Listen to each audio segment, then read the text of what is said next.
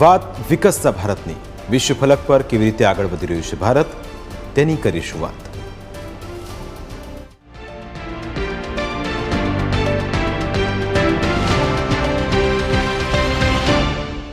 ભારત અમારા માટે મહત્વનો દેશ છે. આ નિવેદન છે માઇક્રોસોફ્ટના સંસ્થાપક બિલ ગેટ્સનું. દેશનું અર્થતંત્ર જે રીતે વિકસિત થઈ રહ્યું છે તે જોતા માઇક્રોસોફ્ટ માટે ભારત ભૂતકાળમાં પણ મહત્વનું માર્કેટ હતું અને પોતાના કંપની સાથેના સમયગાળા બાદ પણ રહેશે તેવું બિલ ગેટ્સે જણાવ્યું હતું. સાથે બિલ ગેટ્સના ચેરિટેબલ ફાઉન્ડેશન માટે પણ ભારત મહત્વનું છે.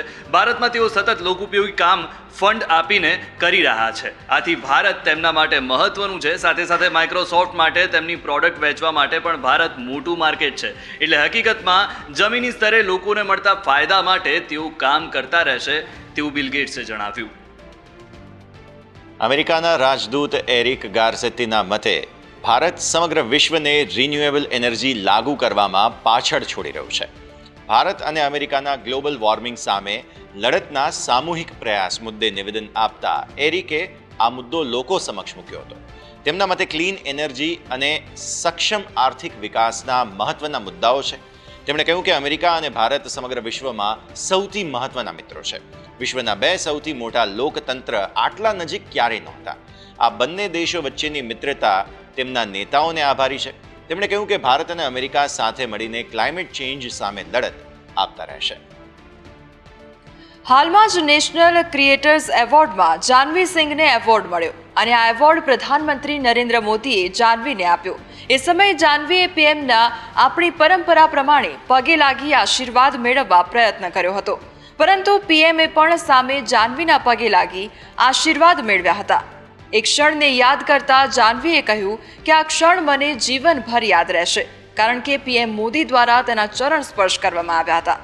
ગુજરાતમાં મોટાઓને પગે લાગવાની પરંપરા છે, જેથી મેં પીએમના ચરણ સ્પર્શ કર્યા, પરંતુ જ્યારે સામે મોદીજીએ પણ મારા ચરણ સ્પર્શ કર્યા તો એ મારા માટે થોડી ક્ષોભજનક પરંતુ યાદગાર ક્ષણ બની ગઈ. ગુજરાતમાં દીકરીઓને પગે લાગવા પર સામે દીકરીને પગે લાગવાની પરંપરા છે તેવું તેણે ઉમેર્યું હતું. પર્યાવરણ એક્ટિવિસ્ટ અને ડિજિટલ ક્રિએટર મલ્હાર કાલંબે હાલમાં તેની ક્લીનઅપ ચળવળ માટે ખૂબ જ જાણીતા બન્યા છે. મલ્હારને હાલમાં નેશનલ ક્રિએટર્સ એવોર્ડમાં સન્માનિત પણ કરવામાં આવ્યા.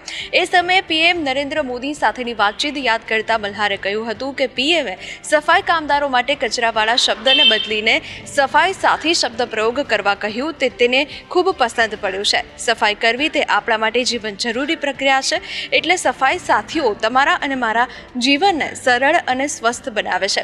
આવી સ્થિતિમાં તેમનું સન્માન જાળવવું જ જોઈએ તેવું મલ્હારે ઉમેર્યું હતું. માર્કેટ દ્વારા નાણાકીય વર્ષ 2023-2024નો અંત શાનદાર રહ્યો. માર્કેટ રેકોર્ડ બનાવી અને નાણાકીય વર્ષનો અંત કર્યો છે. નિફ્ટી આ વર્ષે 29% વધ્યો, જ્યારે સ્મોલ કેપ અને મિડ કેપ મોટા ઘટાડા અને વેચવાલી છતાં 70 અને 60% ક્રમે વધતા જોવા મળ્યા. એકંદરે આ વર્ષે જે રિટર્ન માર્કેટે બનાવ્યા તે પાછલા એક દશકના સૌથી મોટા રિટર્ન છે. આ સમગ્ર વર્ષ દરમિયાન નિફ્ટી, મિડ કેપ અને સ્મોલ કેપ ત્રણેયમાં નવા રેકોર્ડ બનતા અને તૂટતા જોવા મળ્યા, તથા માર્કેટે પહેલી વખત $3 ટ્રિલિયન માર્કેટ કેપની સપાટી કુદાવી. સમગ્ર વિશ્વનું ચોથું સૌથી મોટું માર્કેટ ભારત બની ગયું છે. આ નાણાકીય વર્ષ દરમિયાન વિદેશી અને સ્વદેશી રોકાણકારોએ બધું મળીને 3,95,524 કરોડ રૂપિયાનું રોકાણ કર્યું છે.